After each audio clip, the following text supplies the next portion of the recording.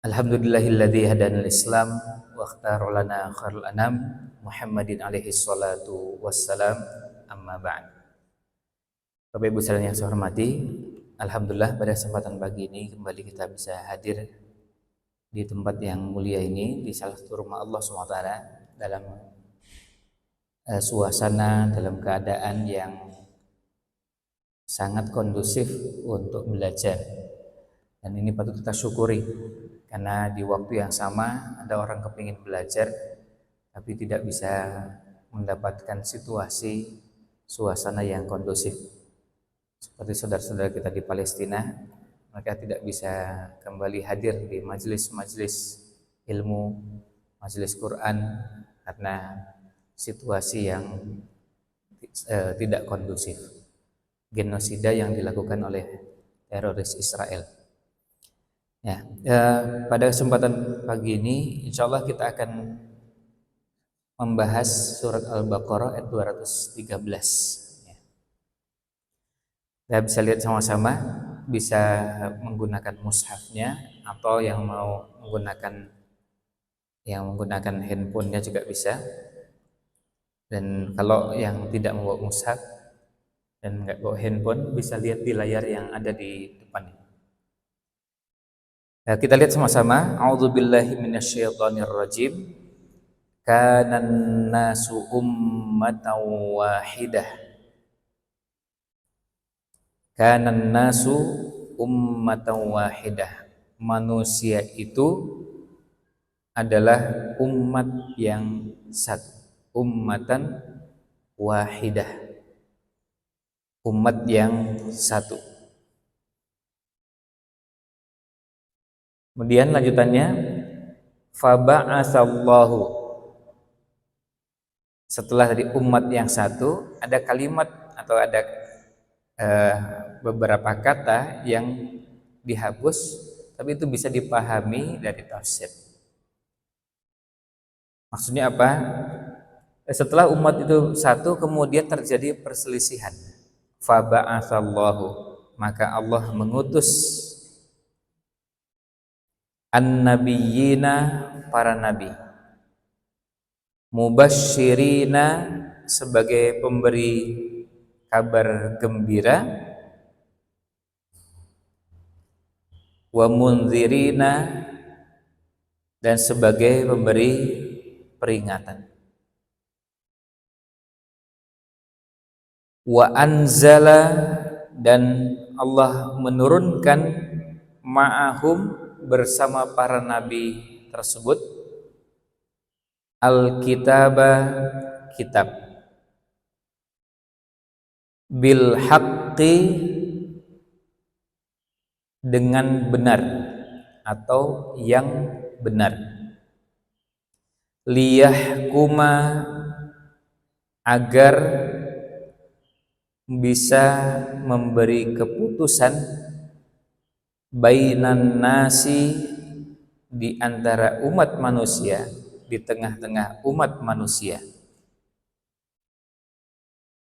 fi makhtalafu, fima, dalam hal-hal, dalam apa saja yang ikhtalafu, mereka berselisih atau mereka berbeda pendapat. Fihi, dalam hal-hal tersebut. Ini menegaskan pada mayat. Wa makhtalafa, dan tidaklah berselisih, fihi, tentang hal tersebut, bisa tentang kitab, illalladzina, kecuali orang-orang yang, atau melainkan orang-orang yang utul, telah diberi kitab tersebut. Illalladzina utuhu, melainkan pada orang-orang yang telah diberi kitab tersebut. Mimba, di setelah, ma ja'athumul bayyinat, setelah datang kepada mereka al bayyinat, keterangan atau penjelasan. Kenapa mereka berselisih? Baghyam bainahum, karena sikap melampaui batas yang mereka lakukan antar mereka. Jadi kita terjemahkan dulu, nanti kita akan bisa lihat, termasuk kita dapati kalau ada konflik, ada perseteruan antar ustadz, antar dai, antar mubalik, juga Allah sudah tunjukkan di dalam Al-Quran ini baghyam bainahum. Nah, kemudian fahadallahu, maka Allah berikan petunjuk alladzina, orang-orang yang amanu, beriman, limahtalafu, terhadap hal-hal yang mereka perselisihan, limahtalafu fihi, terhadap hal-hal yang mereka perselisihkan,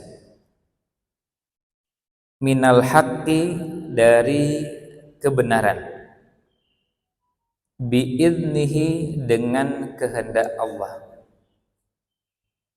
wallahu, dan Allah, yahdi, memberi petunjuk, mayyasha, kepada orang-orang yang Allah kehendaki, ila, menuju siratim mustaqim, jalan yang lurus. Ayat keduanya, am hasibtum, apakah kalian mengira,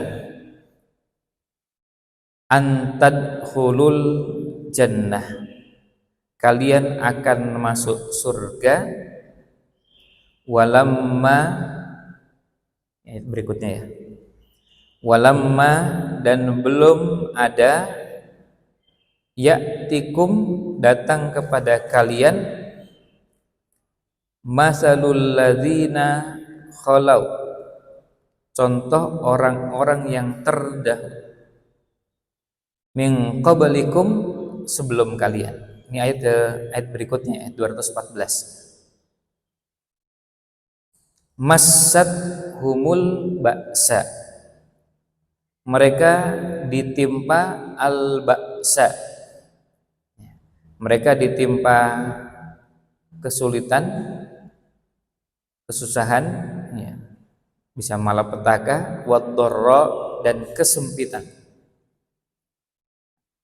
atau kesengsaraan, wazulzilu, dan mereka digoncangkan, termasuk dalamnya adalah diberi ujian dalam bentuk gempa, hatta, sampai-sampai, yaqular rasulu, rasul mengatakan, walladzina amanu ma'hu, dan orang-orang yang beriman yang bersama beliau, sampai-sampai mereka mengatakan, mata nasrullah, kapankah pertolongan Allah akan datang. Ala, ketahuilah, inna, sesungguhnya, nasrallahi, pertolongan Allah itu, qaribun, sangat dekat. Pertolongan Allah itu sangat dekat. Nah, ini dua hal yang atau dua ayat yang akan insya Allah kita bahas pada kesempatan pagi ini. Sekarang kita mulai dari ayat ke-213. Ya, kita mulai dari ayat ke-213. Allah SWT mengawali firman-Nya dengan kanan nasu. Kana an-nas. Jadi kana ini dalam bahasa Arab digunakan untuk menunjukkan kata kerja bentuk lampau. Jadi untuk menunjukkan di masa lalu manusia itu ummatan wahidah, umat yang satu. Jadi tidak ada perselisihan. Yang dimaksud perselisihan di sini adalah perselisihan dalam bahasan yang berhubungan dengan keyakinan atau keimanan. Jadi tidak ada yang namanya kafir, musyrik, itu enggak ada. Bukan perselisihan dalam masalah-masalah selain masalah akidah. Kalau perbedaan antar manusia pasti ada, mulai dari perbedaan jenis kelamin Dari dulu diciptakan laki dan perempuan.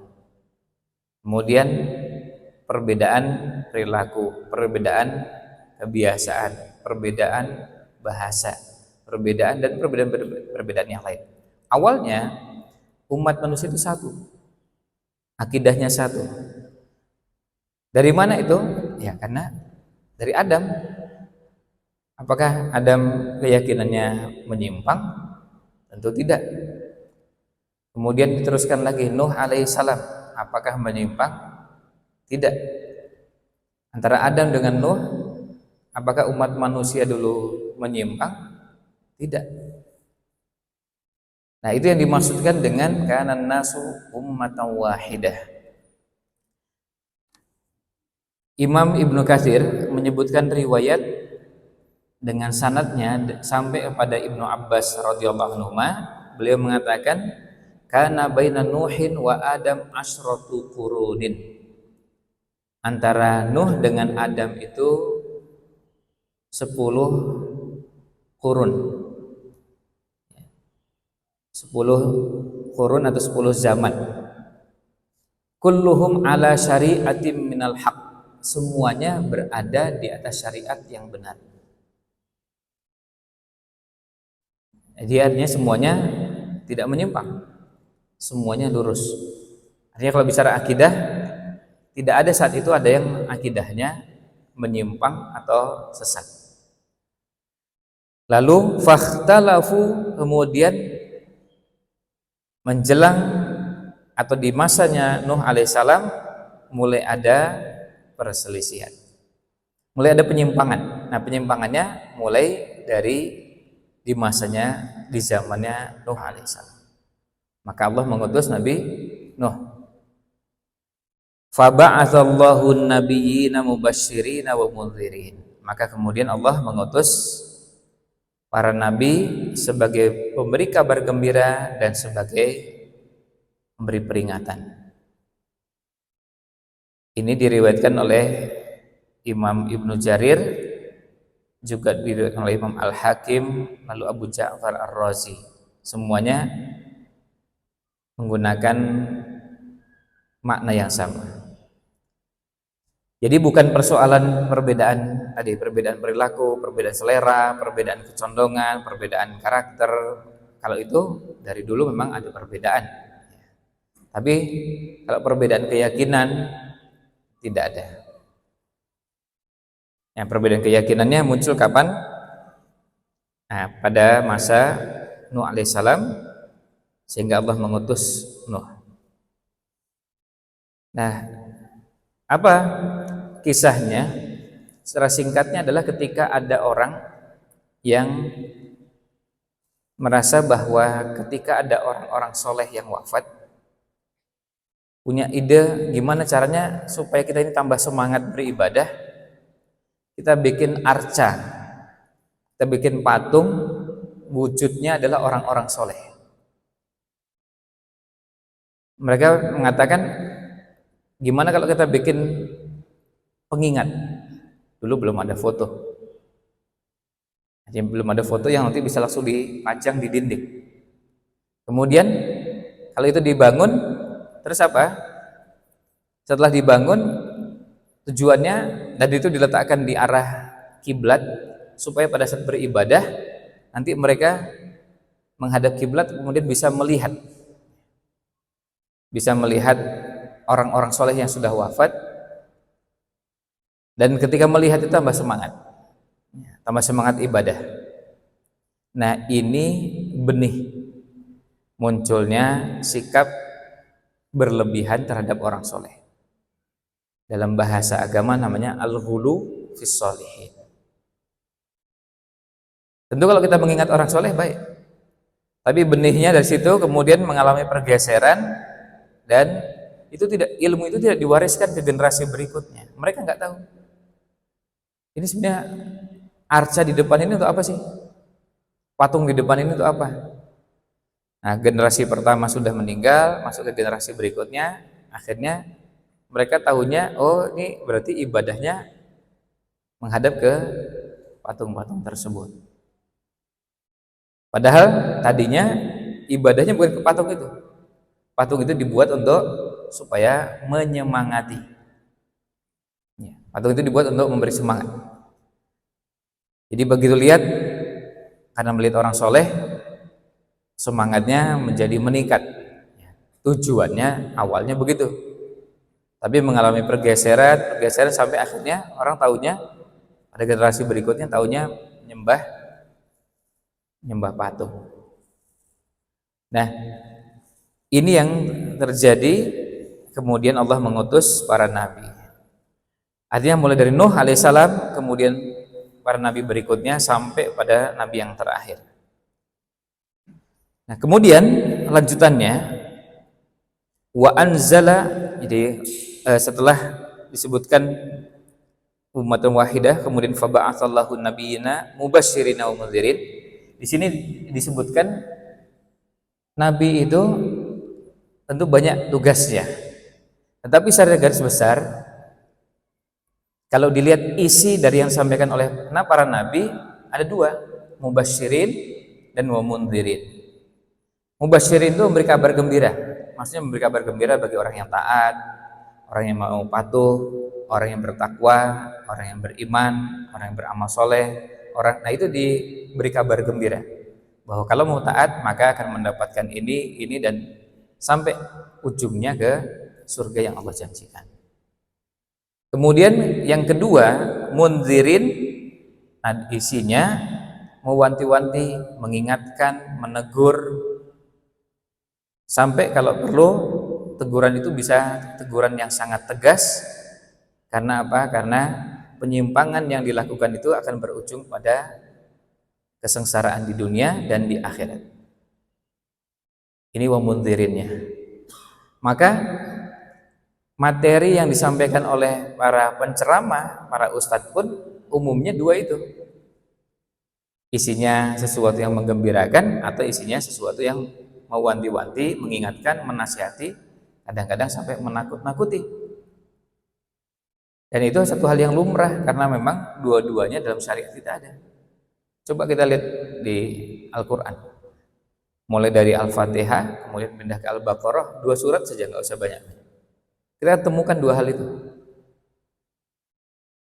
Nah, kemudian mubasysyirin wa mundzirin, kalau kita sekarang bukan hanya kontennya, bukan hanya materinya, bukan hanya isinya, tapi juga mubasysyirin itu adalah contoh model orang yang berhak mendapatkan kabar gembira dan dijadikan contoh, panutan. Maka disebutkan contoh orang-orang beriman. Contoh ashab. Tadi sebelum kita mulai tadi diperdengarkan surat Al-Kahfi. Nah, contoh Ashabul Kahfi. Nah, kalau menyebut contoh, kadang-kadang kita langsung dapat dua-duanya. Ketika menyebut Ashabul Kahfi, ada Ashabul Kahfi yang cuma beberapa gelintir orang, dan ada penguasa yang sangat zalim saat itu, yang itu menjadi perwujudan dari wa mundzirinnya. Mubasysyirinnya, memberi kabar gembiranya, silahkan tiru Ashabul Kahfi. Wa mundzirinnya sebagai dai mengingatkan jangan sampai kita ini menjadi contohnya seperti penguasa yang ada pada kisahnya Ashabul Kahfi. Karena apa? Karena contoh itu dalam Islam bisa membantu memahami konsep. Saya pernah sampaikan kelebihan Islam itu ada 2 hal, ada banyak, diantaranya punya konsep dan yang kedua punya model. Konsepnya Islam itu seperti apa? Ada rukun Islam, ada rukun iman, ada konsep kehidupan bahagia. Itu ada konsepnya. Tapi contohnya tuh yang mana? Kalau cuma bicara di atas langit atau bicara hanya orang bilang ngawang ya, tidak jelas. Orang kadang-kadang bertanya-tanya mana itu contohnya? Contohnya, ayo sebutkan contoh orang-orang yang berhak mendapatkan kabar gembira dan berhak mendapatkan surga yang Allah janjikan. Nah, kemudian ada orang-orang beriman. Itu masih belum jelas. Contohnya siapa? Contohnya, nah sebutkan contohnya. Ada contoh para nabi, rasul, orang-orang soleh, laki maupun perempuan yang Allah abadikan di Quran. Karena contoh yang Allah abadikan dalam Quran Tidak semuanya nabi dan rasul. Bukankah Imran yang disebutkan dalam Al-Quran, Ali Imran, Imran itu bukan nabi dan rasul. Luqman, wa idh qala Luqmanu, Luqman nabi bukan? Bukan. Lalu kalau yang perempuan siapa? Ada Maryam. Allah abadikan dalam Al-Quran, bahkan sampai ada nama suratnya Maryam. Ini yang contoh sebagai orang-orang yang mubasyirin. Untuk bagian bab yang tadi mubasyirin disebutkan contohnya bisa dengan nama-nama tadi. Apa ada yang lagi yang lain? Ada. Bahkan dalam satu rumah tangga, yaitu Asia, yang juga sebagai contoh lagi. Nah, ini contoh ketika kita menyebutkan mubasyirin. Lalu kemudian yang mundirin siapa? Ya, contohnya mau sebutkan Fir'aun, lalu sebutkan Haman, Qarun, lalu penguasa pada zamannya Nabi Ibrahim, penguasa pada masa Ashabul Kahfi, penguasa pada atau orang-orang seperti Abu Lahab yang sampai Allah abadikan dalam Al-Quran jadi nama surat. Nah, pada saat menjelaskan mubasyirin itu bisa konsepnya sekaligus contoh, mundirin konsepnya sekaligus juga contohnya. Bahkan di sebagian masyarakat kadang-kadang lebih mudah dicerna kalau banyak contohnya ketimbang menjelaskan konsep yang dianggap terlalu jelimet dan susah dipahami. Karena sebagian masyarakat susah mencerna yang berat-berat. Dan yang gampang jelas. Contohnya siapa itu? Contohnya yang bagaimana? Lalu sebutkan contohnya, bisa sebutkan nama-nama, itu lebih mudah. Nah, intinya ini pesan yang disampaikan oleh para nabi dan rasul, mubasyirin dan mundirin. Maka ini dua-duanya perlu proporsional. Karena apa? Karena para nabi dan rasul menyampaikan. Tidak boleh kemudian kita mengatakan, ini saya sekarang tuh dapati beberapa ustadz, isinya tuh nakut-nakuti terus. Ya nggak bisa disalahkan, tergantung situasinya. Kalau ceramahnya itu terus, mundirin terus, memang keliru. Nggak pernah mubasyirin, itu salah. Mubasyirin terus juga salah, nggak pernah mundirin. Akhirnya apa? Akhirnya menyepelekan, akhirnya menyederhanakan, menggampangkan sesuatu yang tidak benar. Menggampangkan yang gampang betul, tapi menggampangkan yang sesuatu yang tidak gampang, yang tidak tepat. Memudahkan yang mudah memang betul, bahkan ada yang namanya rukhsah, tapi malah tidak proporsional, yang tidak tepat. Intinya dua-duanya diberikan sesuai dengan porsinya. Maka itu sebabnya kenapa dalam dakwah itu untuk para dai, mubalik, selain punya pengetahuan Quran, punya pengetahuan sunnah, punya pengetahuan sirah nabawiyah, punya pengetahuan fikih, akidah dan yang lainnya, tapi juga perlu punya pengetahuan namanya fikih dakwah. Fikih dakwah itu berkaitan dengan bagaimana dakwah ini disajikan ke tengah-tengah umat. Ada porsi pada sebagian tempat yang cocok dan tidak cocok pada tempat yang lain.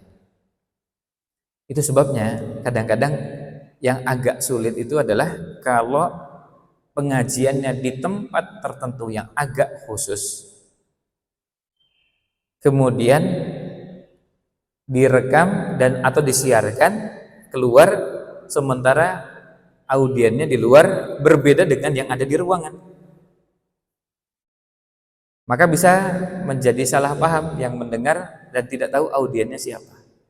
Misalnya begini, kalau audiennya itu mahasiswa, semuanya mahasiswa, dan temanya jelas, nah, ya, temanya jelas, khusus.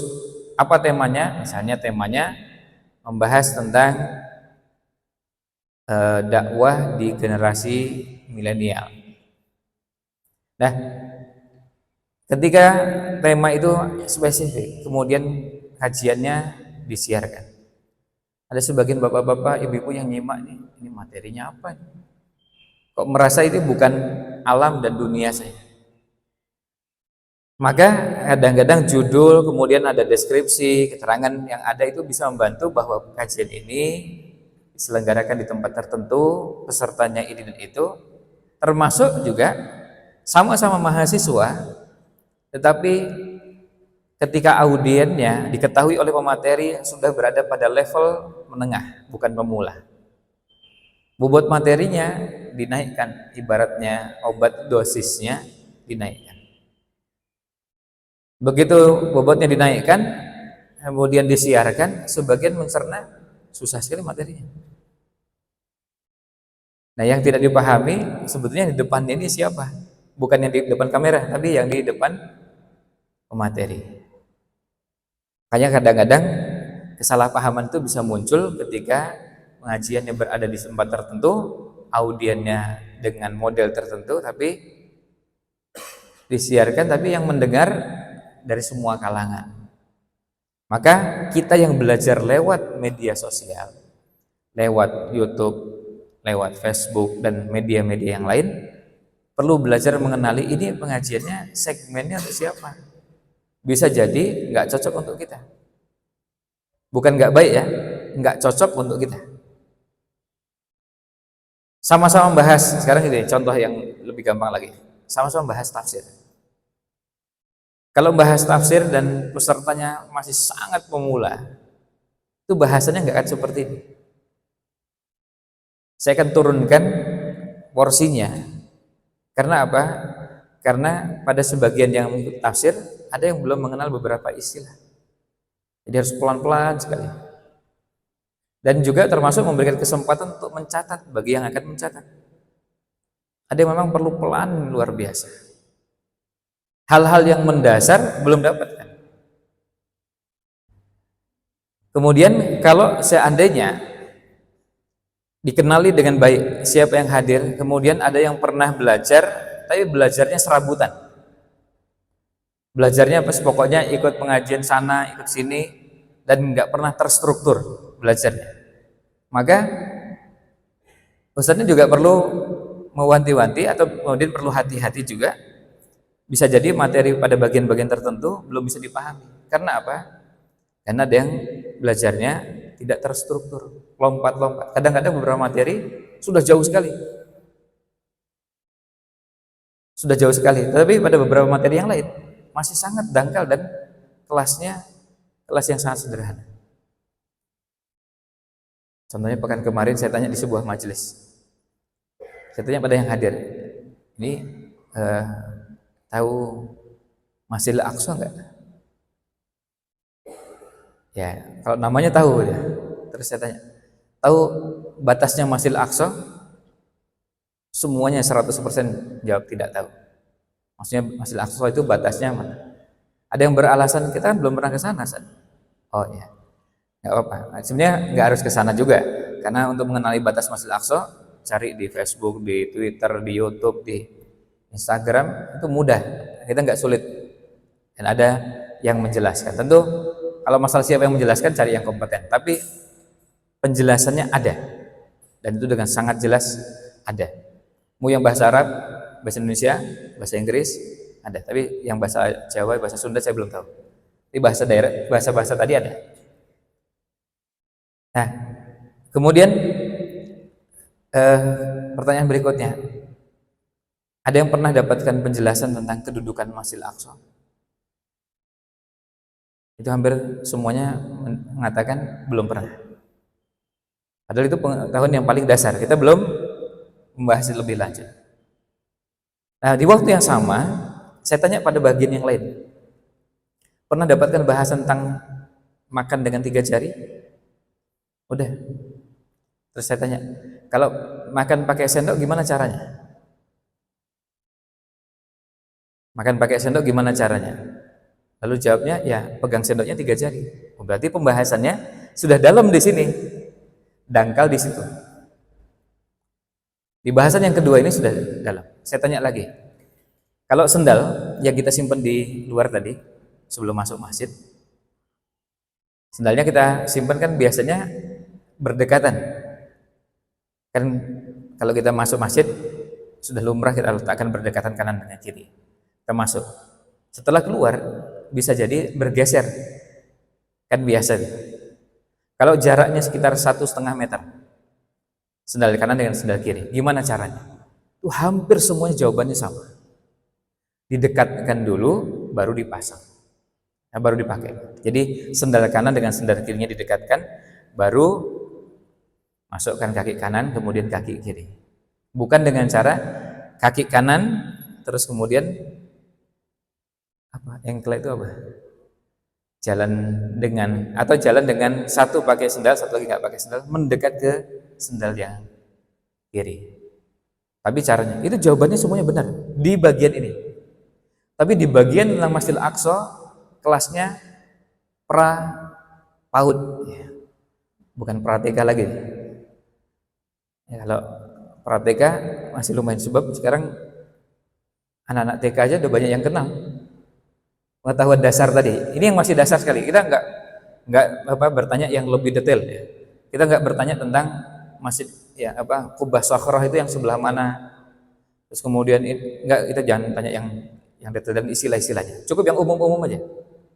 Nah, ini yang terjadi.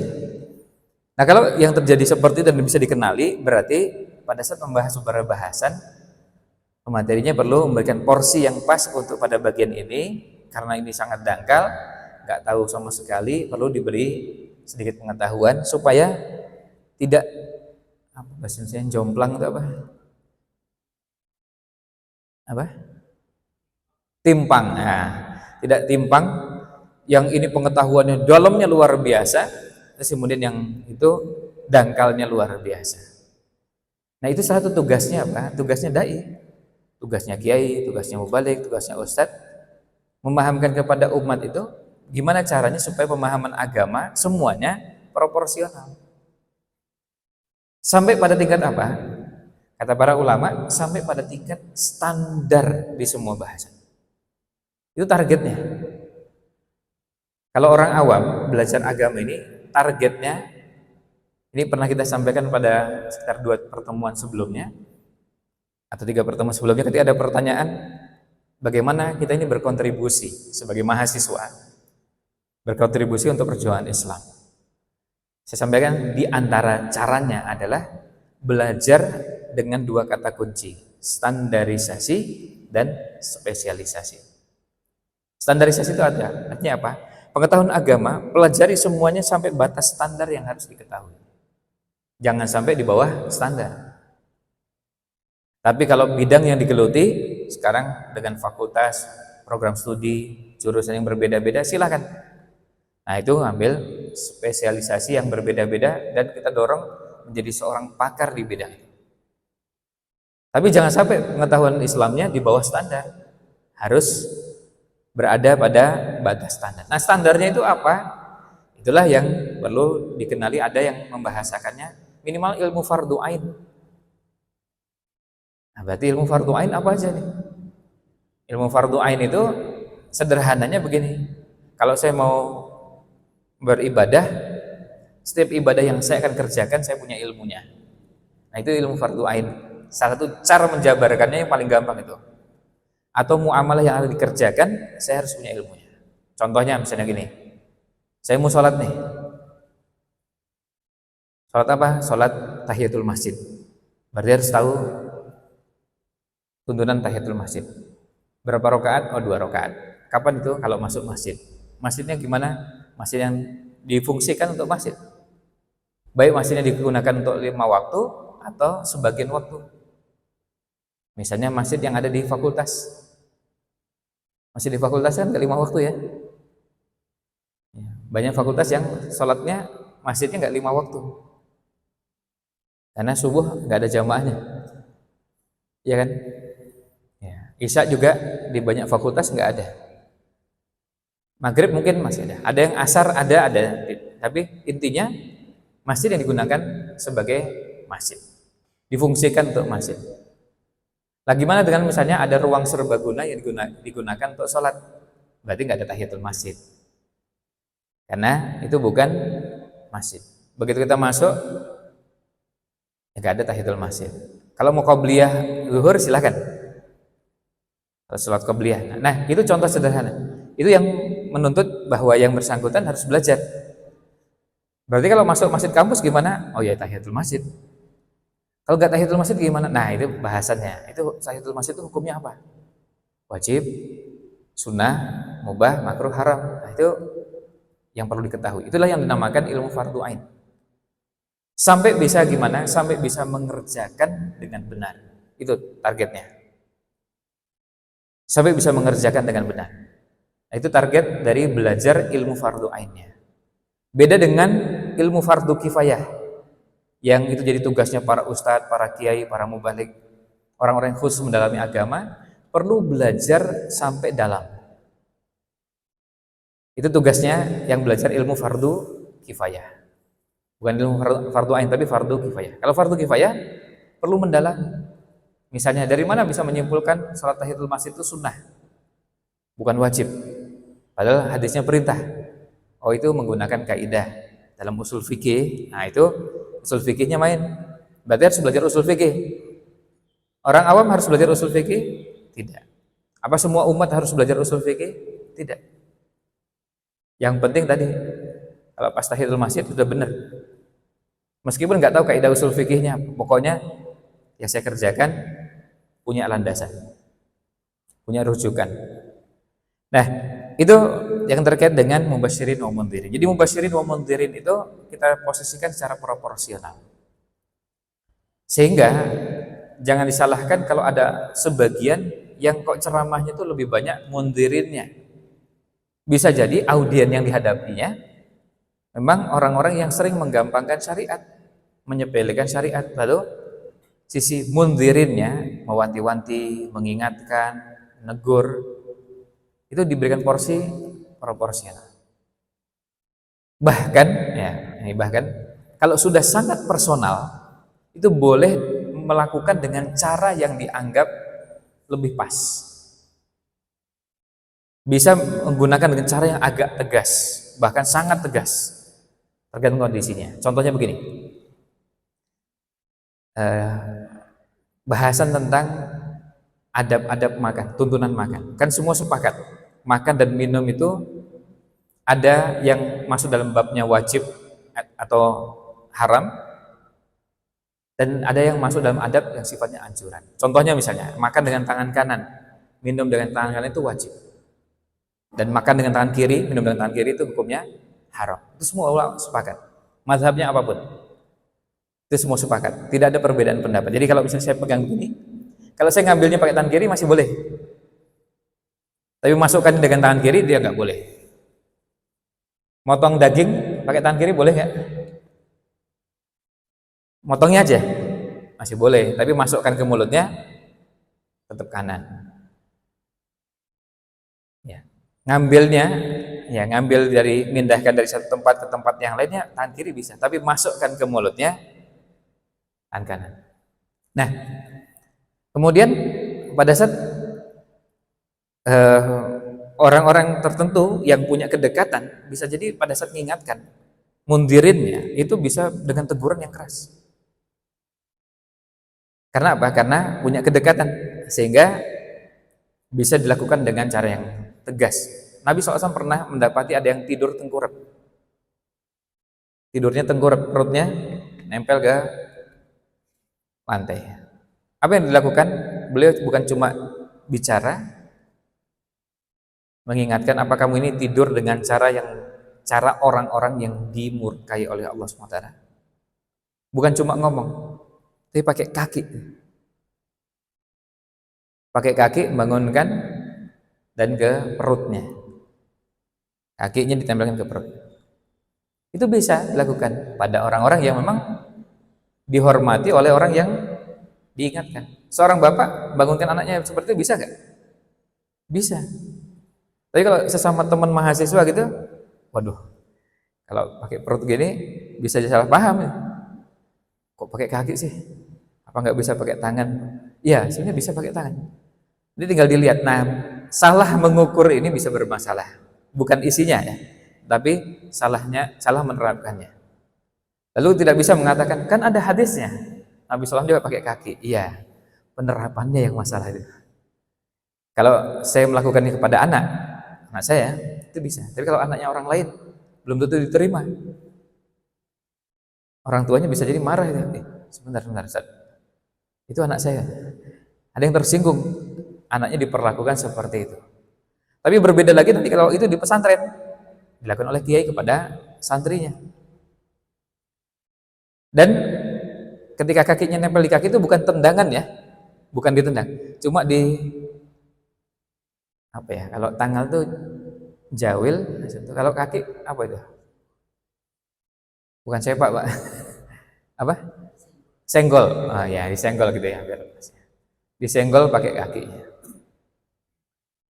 Jadi bukan ditendang juga. Kalau tendang itu kekerasan. Nah, itu contoh. Dan bisa jadi bahkan bisa sampai pada kondisi tertentu dilakukan dengan niat supaya yang diingatkan tuh ingat seumur hidup. Gimana caranya? Dengan cara yang kira-kira paling berkesan dan tujuannya supaya terekam kuat. Ini saya ceritakan contoh ketika saya bersama salah seorang ulama di Timur Tengah. Saya pernah waktu itu makan, posisi saya seperti ini. Tangan sebelah kiri saya gunakan untuk bertelekan ya, ada bertumpu. Saya bertumpu dengan tangan kiri ini. Saya makan. Jadi saya makan, tapi tangannya seperti ini. Saya dikagetkan, beliau datang dari kejauhan mendekat langsung, kemudian kakinya mau diarahkan ke tangan saya. Saya kaget itu, karena posisinya begini dan kaki sudah di depan mukanya. Beliau mengarahkan kakinya ke tangan saya.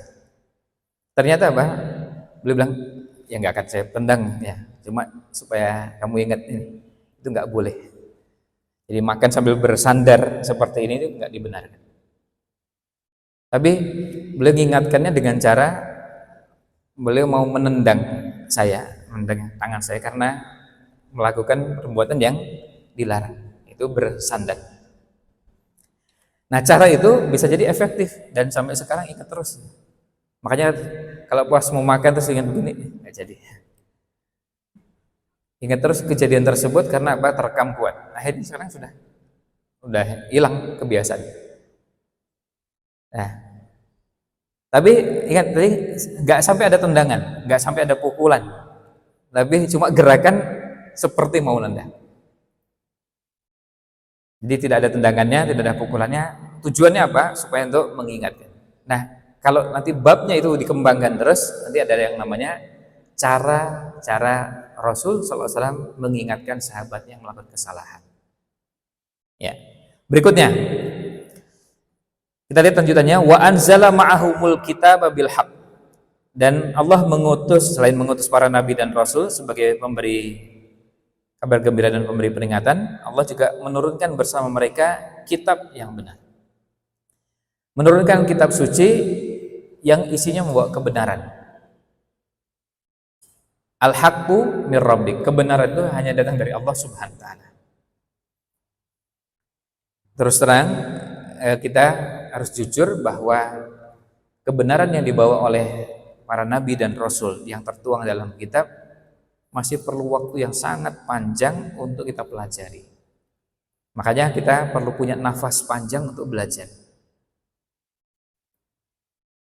Itu sebabnya kalau bisa kita sejak awal punya prinsip bahwa menuntut ilmu itu minal mahdi ilal lahdi, dari sejak buayan sampai masuk liang lahat sampai bertemu dengan ajal, dan kita akan terus belajar. Kemudian belajarnya bisa dilakukan secara bertahap, karena tidak mungkin belajar itu disampaikan dalam satu waktu semuanya selesai. Misalnya gini, Bapak Ibu sekalian, kita akan membahas sirah nabawiyah pada pertemuan pagi ini dalam durasi 1,5 jam, kupas tuntas. Itu nggak mungkin. Mungkin nggak tuntas? Nggak mungkin. 1,5 jam membahas kehidupan Nabi Muhammad SAW tuntas itu, apalagi kupas dan tuntas. Kalau kupas tidak tuntas bisa. Kenapa? Karena banyak sekali bagian dari kehidupan Rasul SAW yang kita perlu pelajari. Kecuali kalau begini, kita hanya membahas kupas tuntas, materi sirah nabawiyah untuk level tingkat TK. Misalnya dikenalkan siapa nama bapaknya Nabi Muhammad SAW, nama ibunya, nama anak-anaknya yang laki-laki dan perempuan, nama pamannya, nama bibinya, kemudian nama istrinya, nama yang sederhana, nama-nama, angka-angka, termasuk juga tempat, hanya kronologi yang berhubungan dengan data-data. Kalau itu bisa 1,5 jam bisa. Tapi nanti akhirnya bahasan sirah nabawiyahnya orang bilang garing gitu, kering. Karena apa? Karena yang disebutkan cuma angka-angka. Senin 12 Rabiul Awal tahun Gajah, lahirnya di kota Mekah. Nggak menarik sekali tuh. Tapi itu cocok untuk usia-usia tertentu. Pada usia TK memang nggak bisa dalam-dalam. Tapi kalau begitu sudah naik usianya, mulai dikenalkan yang agak lebih mendalam. Kalau di usia kita, belajar sirah dikenalkan seperti itu sama sekali nggak menarik. Karena apa? Karena kita hanya cuma dapatkan nama, angka, tempat, tapi kita tidak merasakan ada sesuatu. Misalnya gini, Nabi SAW ketika hijrah dari Mekah ke Madinah, beliau mempertemukan antara muhajirin dengan ansor. Kenapa masyarakat muhajirin dengan ansor itu dikatakan sebagai masyarakat terbaik sepanjang sejarah umat manusia? Khairun nas, manusia terbaik secara kolektif. Salah satunya pada peristiwa tersebut, ketika dipersaudarakan, orang ansor itu mau berkorban untuk saudaranya sampai pada level yang sangat tinggi yang belum pernah ada dalam sejarah umat manusia, dan sulit untuk terulang kembali di zaman sekarang. Yaitu apa? Orang ansornya begini, karena ini saudaranya, kami sudah dipersaudarakan. Lalu orang ansor ada yang kaya, bahkan beliau sangat kaya. Beliau sampaikan kepada saudaranya yang muhajirin. Muhajirin datang dan sebagian mereka jadi jatuh miskin karena hijrah dari Mekah, nggak punya apa-apa. Lalu yang kaya ini, yang ansor ini nawarkan, Anda tahu saya ini salah seorang terkaya di kota Madinah. Saya punya 2 rumah. Silahkan pilih dari 2 rumah ini mana yang mau Anda ambil. Silahkan pilih, nanti lalu ambil. Ini kan berada pada level yang sangat tinggi. Sekarang memberikan. Sekarang kalau ibu-ibu punya 2 rumah, terus kemudian ada saudaranya yang datang, seiman, seakidah, lalu bilang kepada ibu yang lain, Bu, monggo Bu, ini ada rumah saya. Itu udah luar biasa, sangat luar biasa. Atau diturunkan lagi, jangan rumah lah, rumah keberatan deh. Apa ya yang lainnya? Biar barangnya ringan. Oh, HP. Ada 2 handphone. Kemudian ada orang yang sangat membutuhkan. Bisa nggak lalu memberikan handphone yang satu pada orang yang membutuhkan? Berat. Lebih berat lagi, kita lihat dalam kisah tersebut, lebih berat lagi suruh milih. Ini ada 2 handphone saya, silahkan mau pilih yang mana. Orang suruh pilih yang mana? Yang paling bagus kan? Dari yang ada. Kalau milih 2 rumah, pilih 2 rumah yang paling bagus tadi. Milih yang rumah pertama atau yang kedua. Dan setelah dipersilahkan milih, langsung bisa diambil. Rumah berikut semua perlengkapannya. Ini dengan sukarela. Yang beda dengan penjajah Israel yang mengambil rumahnya warga Palestina dengan paksa, ya. Tapi ini kan babnya lain, itu bab penjajahan. Kalau ini bab persaudaraan. Nah, apa yang terjadi ketika orang ansornya dengan kualitas keimanan seperti ini, syukurnya nggak bertemu dengan orang-orang yang seperti kita. Bayangkan kalau muhajirinnya seperti kita. Wah, mumpung ini kan tawari 2 rumah, ya tak pilih yang paling bagus. Kan ditawari. Itu levelnya bukan level muhajirin. Level muhajirin apa? Begitu ditawari, apa yang dilakukan? Beliau mengatakan tidak usah. Sekarang rumah ini 2-duanya silahkan Anda miliki, Anda kelola. Kemudian didoakan barakallahu laka fi ahlika wa malika. Mudah-mudahan Allah memberkahi hartamu dan keluargamu. Saya cuma minta bantuan, tolong tunjukkan di mana pasar, biar saya bisa berusaha, biar saya bisa berbisnis, saya bisa berdagang, dan dari situ nanti saya mendapatkan keuntungan, mendapatkan kekayaan ya dari bisnis. Jadi nggak ada yang namanya aji mumpung. Ya, mumpung ini ya tak pakai, mumpung begini tak gunakan. Nggak ada istilahnya mumpung begini. Orang Ansornya dengan kualitas tadi, orang Muhajirin juga dengan kualitas yang baik. Jadi makanya mereka menjadi manusia terbaik sepanjang sejarah yang belum pernah ada dalam sejarah umat manusia dengan kualitas seperti itu. Masyarakat di Madinah ada kejahatan nggak? Ada. Tapi yang melakukan kejahatan lapor dan minta dihukum. Bahkan ada yang minta dihukum, kalaupun resikonya hukumannya mau dicambuk, hukumannya harus dipotong tangan, hukumannya harus dirajam sampai mati, meskipun resikonya sampai mati sekalipun, mereka siap. Bukan minta potong tahanan, tapi minta dihukum. Dan kalau seperti itu caranya, itu kan pemerintah yang ada tugasnya nggak banyak, nggak perlu banyak petugas, nggak perlu banyak aparat, nggak perlu banyak menyediakan penjara dan yang lainnya. Karena apa? Tingkat kesadaran hukum yang sangat tinggi. Masyarakat yang terbaik itu bukan masyarakat yang tidak ada kesalahan, karena ini masuk manusia. Kalau malaikat, iya, malaikat memang tidak maksiat, la ya'sunallaha ma amarahum wa yaf'aluna ma yu'marun, itu enggak ada maksiat. Itu masyarakat malaikat. Kalau masyarakat manusia ada salahnya, tapi masyarakat terbaiknya adalah ketika berbuat salah, mengakui kesalahan dan bahkan sampai minta dihukum. Ketika ada yang minta dihukum namanya Ma'is, ya, kemudian apa yang dilakukan pada tahap berikutnya, ada wanita juga yang berzina. Dan ketika berzina, apa yang dilakukan? Dia minta kepada Rasulullah SAW supaya dihukum. Ya Rasulullah, tolong saya dihukum. Rasulullah SAW kemudian sempat memalingkan wajahnya. Artinya kalau wanita itu pergi dan bertobat, sudah selesai. Tapi enggak, minta dihukum. Dan sampai mengatakan, ya Rasulullah, sepertinya Anda ini ingin memperlakukan saya seperti Ma'is. Ma'is juga dulu waktu pas melapor, Nabi SAW enggak langsung menghukumnya. Akhirnya ya sudah, langsung ke poinnya. Ditanya, kamu gila apa enggak? Sadar apa enggak? Dipaksa apa enggak? Karena bisa jadi wanita berzinanya bukan karena dengan sukarela, tapi ada yang memaksa. Nah, kemudian apa yang terjadi? Ternyata singkatnya setelah itu disampaikan tidak gila, tidak karena paksaan, dilakukan dengan sukarela. Begitu mau dihukum sampaikan, tapi di perut saya ada janin dari hasil hubungan tersebut. Akhirnya apa? Akhirnya Nabi SAW minta, kalau gitu sudah, tunggu sampai melahirkan. Setelah melahirkan, datang lagi. Dan gak kabur. Datang lagi, tapi masih bayi. Kan masih menyusui. Kalau gitu tunggu sampai menyusuinya selesai. Sampai disapih.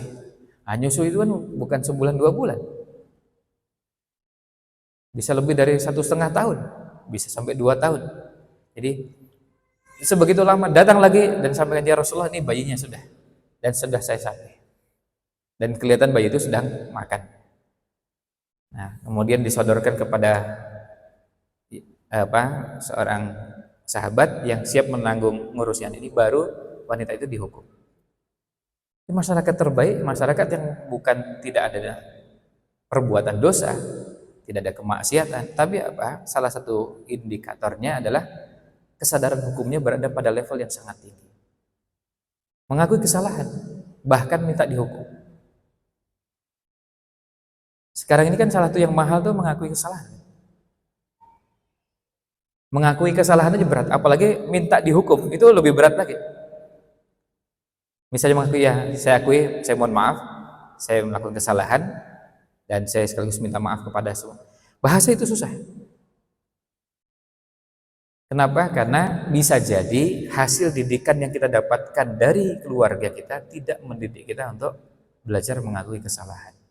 Misalnya, Kita dulu sempat ada yang sejak kecil dibiasakan kalau ada yang misalnya jalan waktu masih kecil, masih belajar jalan atau lari, terus nyenggol meja begini, jatuh. Apa yang dilakukan oleh ibu? Ada sebagian ibu yang mengajarkan cara yang salah dengan cara apa? Malah justru mukul mejanya. Kenapa nak tadi? Jatuh nyenggol meja, padahal mejanya dari tadi di sini, kan kemana-mana nih. Kan mejanya nggak punya kaki lalu sliding gitu kan, nggak ada. Mejanya dari tadi ya di sini. Ya nggak pergi, nggak jalan-jalan, nggak bergerak sendiri, ya dari tadi begini aja. Kalau anaknya nyenggol ini ya salah anaknya. Tapi apa yang dilakukan oleh ibu? Ibunya nyalahkan meja. Mana-mana yang ini mejanya. Sini, ibu pukul. Nakal. Dibilang mejanya nakal. Ini tambah kacau lagi. Kan susah menyifati meja dengan nakal itu kan susah ya. Kita pernah belajar bahasa Indonesia.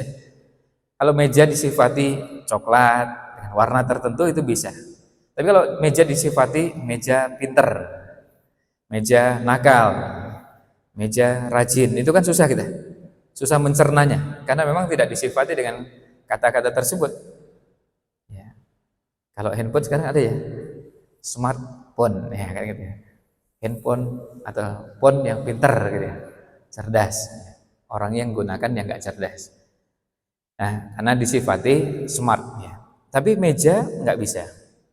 Kursi nggak bisa disifati dengan sifat tersebut. Nah, mungkin kita mengatakan meja yang jujur, meja yang rajin, meja yang amanah, meja yang disiplin. Itu nggak bisa. Kalau mejanya kita bilang, oh mejanya besar, mejanya kecil, mejanya bagus, jelek, mejanya sudah rusak, itu bisa. Tapi meja disifati baik dan tidak baik, nakal tidak nakal, nggak bisa. Nah, kembali ke sini. Jadi ini yang dinamakan dengan bagaimana kita menjadikan kitab sebagai membawa kebenaran. Kemudian liyahkuma bainan nasi fi makhtalafu fi, agar kitab itu menjadi memberi keputusan dalam konflik yang terjadi antar umat manusia. Siapkah kita menjadikan Quran, menjadikan apa yang datang dari Nabi SAW sebagai keputusan dalam menetapkan perselisihan antar kita? Kemudian wa makhtalafa fihi illa alladziina utuhu min ba'di ma ja'atuhumul bayyinatu baghyan bainahum. Tidaklah berselisih tentang kitab itu melainkan orang yang telah didatangkan kepada mereka kitab, yaitu setelah datang kepada mereka keterangan-keterangan yang nyata karena sikap melampaui batas yang muncul antar mereka. Tadi saya sempat singgung di awal bahwa bisa jadi konfliknya itu masalahnya bukan karena rujukannya, tetapi masalahnya adalah ketika ada sikap melampaui batas. Sikap melampaui batas itu apa? Bahasa kita yang umum adalah zalim. Benihnya bisa dari iri, dengki. Kenapa muncul iri atau dengki? Bisa jadi karena kesamaan profesi. Maka kesamaan profesi itu bisa menjadi salah satu penyebab munculnya masalah. Meskipun jangan dibalik bahwa kalau gitu jangan profesinya sama, bukan. Tapi biasanya itu muncul pada orang yang profesinya sama. Sekarang gini, penjual sayur dengan penjual sayur itu kan bisa rame gara-gara jualan di area yang berdekatan. Muncul masalah karena ini kawasan saya, kawasan itu bisa jadi masalah. Dan bisa jadi memicu masalah ketika yang sana kok laris, sini kurang laris.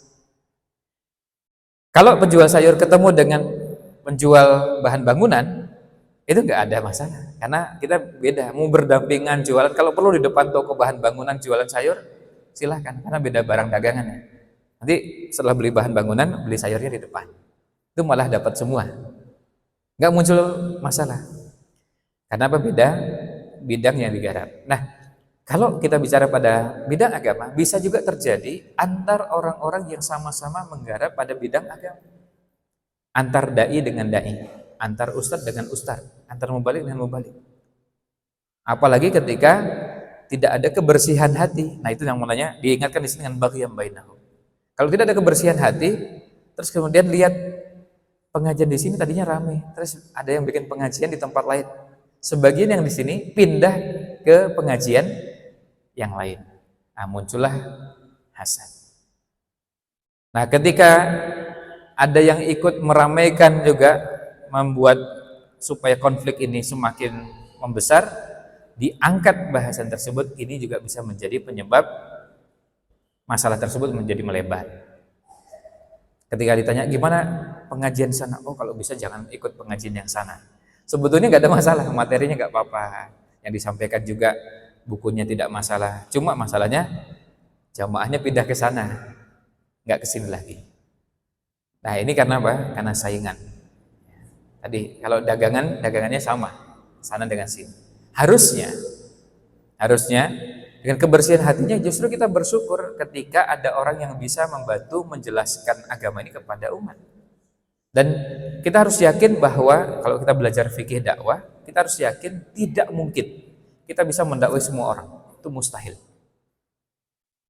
Kita punya keterbatasan. Jangankan perorangan, lembaga saja itu tidak mungkin. Silakan bikin lembaga dakwah apapun namanya atau yang sudah ada. Apakah bisa menggarap dakwah yang ada? Jangan terlalu besar sebesar provinsi, satu kabupaten, satu kota. Bisa nggak? Nggak bisa. Sleman, berapa jumlah masjidnya sih Sleman? Kan banyak ya. Udah pasti kan minimal ratusan ya, kalau nggak ribuan. Anggaplah 1000 ya, 1000 masjid. Berarti untuk 1000 masjid kita perlu berapa ustadz? Khutbah Jumat. Kalau Jumatan ya, berarti perlu 1000 ustadz untuk bisa khutbah Jumat, ya kan? Kita mau tidak mau harus merelakan bahwa harus ada yang bicara di 1000 tadi dengan keragamannya tadi. Dan nggak boleh kita merasa bahwa harusnya saya yang ngisi, nggak bisa. Di 1000 ini di waktu yang bersamaan. Dan kalaupun di waktu yang berbeda, sehari cuma 7, kita bisa ngisi berapa tempat? 1000 itu dengan satu pekan bisa nggak? Nggak bisa. Nggak bisa, karena apa? Karena kalaupun sehari bisa ngisi 10 tempat, karena meskipun itu mustahil ya. Saya nggak tahu, ada nggak ustadz yang bisa sehari ngisi 10 majelis taklim dalam sehari? Kalau 8, saya pernah mempraktikannya. Kalau 8 bisa. Kalau 10, ya silakan nanti ngitung 10 itu gimana caranya sampai 10 tempat, 10 lokasi. Kalau 8 masih bisa. Apalagi kalau cuma 6, artinya di bawahnya lagi. Itu sehari 8 bisa. Kalau 8 kali 7, nah kita bisa bayangkan, tetap nggak bisa. Ini masih ratusan, bahkan angkanya 1000. Berarti kita membutuhkan kehadiran Ustadz B, Ustadz C, sampai Ustadz Z, kemudian nanti ZA, ZB, ZC, dan seterusnya, masih banyak. Kenapa? Karena kebutuhan yang begitu besar. Nah, kebersihan hati dengan pengetahuan berkaitan dengan fikih dakwah membuat kita bisa mendudukkan ini secara proporsional. Makanya diingatkan baghyan bainahum itu sebagai salah satu pemicu munculnya konflik antar sesama dai. Kalau sudah sampai membicarakan yang lain lalu mencari-cari aib dan keburukan yang lain. Membicarakan dan mencari aib sesama orang yang berjuang untuk agama ini. Kalau masing-masing punya kelebihan dan masing-masing punya kekurangan, itu pasti. Nggak ada ceritanya ustadz menguasai semua masalah. Nggak ada ustadz menguasai semua bidang. Nggak ada ustadz menguasai semua bagian dari agama ini. Nanti silahkan tanya apa saja, saya jawab semuanya. Kalau ada yang bisa jawab semuanya, justru meragukan. Ini jangan-jangan bukan ustadz tenanan yang menjawabnya, bisa jadi ngawur. Karena apa? Nggak mungkin. Kecuali kalau yang tanya anak PAUD. Nah, itu mungkin bisa. Karena pertanyaannya pasti masih sederhana. Ya, bisa jadi kita bisa menjawab semuanya kalau pertanyaannya anak PAUD. Tapi kalau yang bertanya mahasiswa, susah bisa menjawab semua pertanyaannya karena sudah lebih berat. Nah, itulah yang saya sampaikan di sini, dan kemudian ditutup dengan fahadallahu alladziina aamanu limakhtalafu fihi minal haqqi bi'idznih. Allah memberikan petunjuk kepada orang-orang yang beriman ketika menyikapi perselisihan yang ada di antara mereka. Dan itu semua dengan izin Allah SWT. Wallahu yahdi may yasha' ila shiratal mustaqim. Allah memberikan petunjuk kepada hamba-hamba yang Allah kehendaki. Demikian ulasan yang bisa kami sampaikan. Karena waktu terbatas, kita cukupkan. Mudah-mudahan ada manfaat yang kita bisa ambil. Mohon maaf jika kurang berkenan. Wallahu a'lam. Wassallallahu ala nabi Muhammad wa ala alihi wa sahbihi ajmain.